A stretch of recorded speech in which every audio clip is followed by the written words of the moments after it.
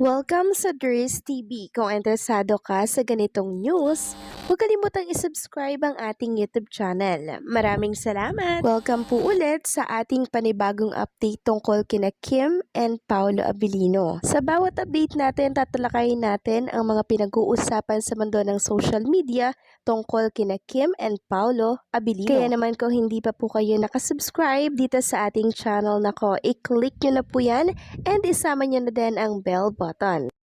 So ayun, welcome back again sa ating YouTube channel mga kakimpaw, and sa update nating ito ang pag-uusapan natin ay tungkol sa mga importanteng ganap kina Kim and syempre kay Paolo Abilino.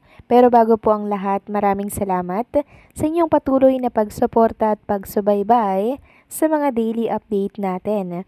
Kaya naman bilang pasalamat, narito po ang mga napili kong komento patungkol yan sa naging previous update. Unang komento mula po ito kay Ginang Sinaida Pusilero. Sabi niya, pag iba partner si Pao sa iba, di na ako mag-support. Si Kim na lang ang susuportahan ko kahit mag-isa na lang siya. Huwag kayong mag-alala lagi ng Sinaida, no? Kasi hindi naman po yun mangyayari.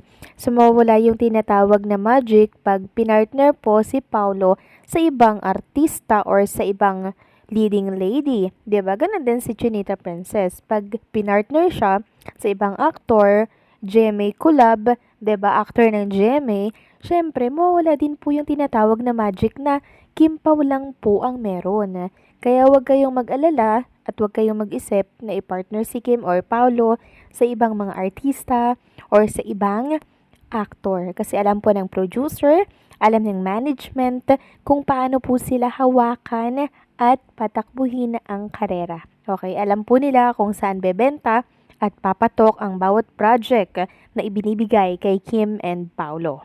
And also, idagdag ko lang po na may mga offer po kay Paolo Abilino na hindi si Kim Chiu yung kapartner, pero ang ginagawa ni Paolo Abilino, tinatanggihan po niya mga kakimpaw kasi ang gusto niya, silang dalawa lang daw po ni Kim Chiu muna yung dapat magkaroon ng project paulit-ulit. 'Di ba? Ganyan po si Paolo. Pag nagustuhan niya, doon hindi siya magsasawa. Talagang nag-e-enjoy siya doon. So maraming salamat sa komento Ginang Sinaida. God bless po sa inyo and pag-iingat kayo palagi. At ang pangalawang komento naman mula po kay Ban849, sabi niya, yes, Kapi Miss Durs, gandang araw, happy morning sa mga kakimpaw. Dahil sa mga achievement ng ating Lodi, nakakataba ng puso Miss Durs. Sure na sa mga bashers para manahimik at super inggit na naman sila, sige lang. Salamat sa mga good vibes comments sa mga blogger, lalo't sa inyo, Miss Durs. Pagpatuloy, super positive vibes sa mga feelings na natanggap ng Kim Pao at mga fans Kim Palancha. Ang seniors tumatalon sa kasiyahan. Highs! So bless ang binabash. Grabe Miss Durs, ang tagal ng stress nawawala, 'di ba? Pag yung nadama. Thanks God sa mga blessings ng Kim Pao and more blessing to come. Stay safe all. Maraming salamat po sa komento, Van849. Yes, deserve po ni Kim and Paolo Abilino yung mga achievement na tinatamasa nila ngayon dahil napaka down to earth nila. Mabuti silang tao and syempre hindi po sila mahirap kasama. At lalo't higit yung mga paapo nila nakatapak lang sa lupa. Unlike ng ibang artista, 'di ba, na talaga namang pagkatayog-tayog po, hindi na makalingon sa pinagmulan or pinanggalingan. Kaya 'di ba, kung inyo mapapansin, si Kim and Paolo Abilino, kahit na ang tagal na sa showbiz industry, patuloy silang namamayagpag, 'di ba? So maraming salamat sa komento, Van849. God bless and mabuhay kayo. So ito na nga, pag-usapan na natin mga kakimpaw ang mga topic na nakalap natin sa gabing ito. At unahin na nga nating pag-usapan ng tungkol dito sa mga co-host ni Chinita Princess dito sa It's Showtime like Vice Ganda, Darren Espanto, and syempre si Ann Curtis. Andyan din si Ayon Perez, Jackie Gonzaga, and syempre itong si Donnie Pangilinan na spotted din po kasama nila Vice Ganda. So nagkaisa po silang lahat para po yan sa laban ng bayan kontra katiwalian at kontra korupsyon. Sayang nga lang mga kakimpaw kasi wala po dito si Chinita Princess, 'di ba? Pero hindi po 'yon hadlang para hindi po siya magbigay ng statement.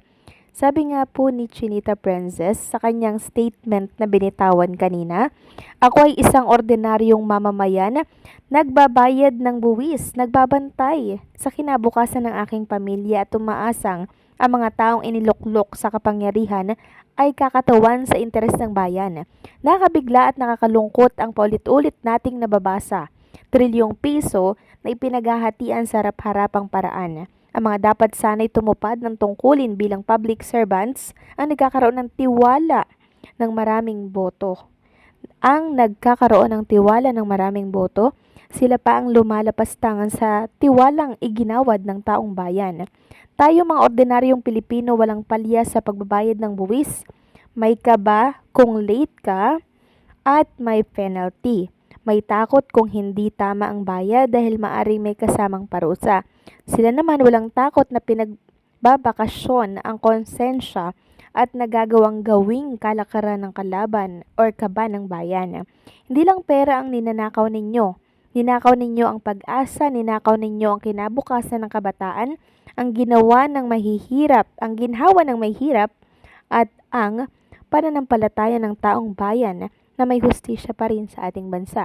Paano ninyo nagagawang ngumiti sa kapwa Pilipino habang ninanakawan ninyo sila? Paano kayo nakakatulog ng mahimbing sa mamahaling kama habang milyon ang walang maayos na matulugan? Paano ninyo nalulunok ang mamahaling pagkain habang marami ang nagugutom at nasasawi sa sakuna dahil walang ipinamigay na tulong? Napapaligiran na tayo ng mga magnanakaw. Oras na para mabigyan ng leksyon ang dapat managot. Hustisya ang hinahanap naming mga mamamayang Pilipino. Ipakita ninyo sa amin kung ano ang tama at dapat. Hindi salita lang, kundi mga aksyon na magbabalik ng tiwala at pag-asa. Ito ang bunga ng bulok at maduming sistema na pinapahintulutan at tiniis. Sa bawat bagyo, baha at trahedya, kami ang umaangat at naghihirap. Hindi ito dapat maging normal. Hindi ito dapat katanggap-tanggap. Sobra na, tama na. Panahon na para managot ang dapat managot at para putulin ang siklo ng pagsasamantala. Ang perang galing sa buwis ng Pilipino ay dugot pawis. Hindi ito laruan ninyo na pwedeng paghati-hatian. Humihingi kami ng katarungan, humihiling kami ng malinaw na paninindigan. Humihiling kami ng tunay na serbisyo at reforma na magbubukas ng oportunidad, hindi ng bulsa.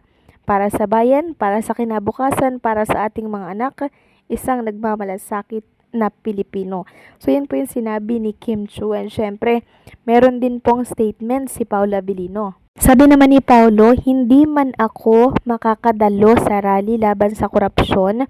Buo ang suporta ko sa panawagan para sa pananagutan at malinis na pamamahala. Mahalaga sa akin ang laban na ito at bagamat wala ako sa mismong pagtitipon, kaisa pa rin ako sa adhikain para sa integridad at pagbabago.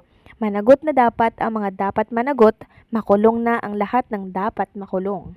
So yan po ang mga binitawang salita ni Paula Abilino and Chinita Princess. Talagang gigil na gigil sila mga kakimpaw. And bakas ko yung disappointment ni Kim and Paula Abilino sa nangyayari po sa ating gobyerno na talamak na katiwalian dito po sa ating bansa.